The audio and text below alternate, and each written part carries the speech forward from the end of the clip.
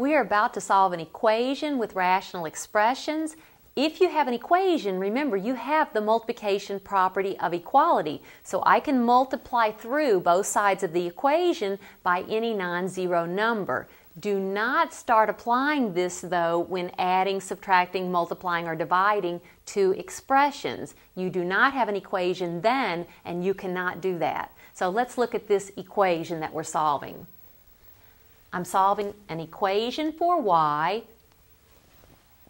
It contains fractions, so let's multiply through by the multiplication property by the least common denominator. Y times 3 times 5, the least common denominator is 15y.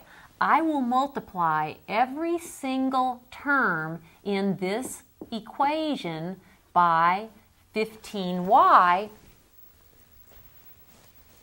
so that I'll divide out any fractions. So that's 15y times 4 over y minus 15y times 5/3 is equal to 15y times negative 1 over 5.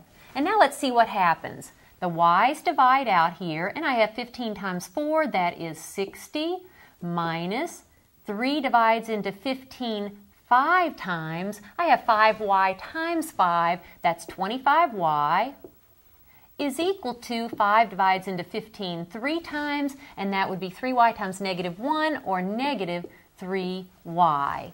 And now this looks much simpler. Let's solve this for y. I'll add 25 to both sides. Now you may want to take a step to do that, but I'll have negative 3y plus 25y, and that will be 22y. And then how do I finish solving for y? I will divide both sides by the coefficient of y, which is 22. So y is 60 over 22. Let's go ahead and simplify that. There's a common factor of at least 2. 60 divided by 2 is 30. 22 divided by 2 is 11. And this is now in simplest form. My solution to this equation is 30 over 11.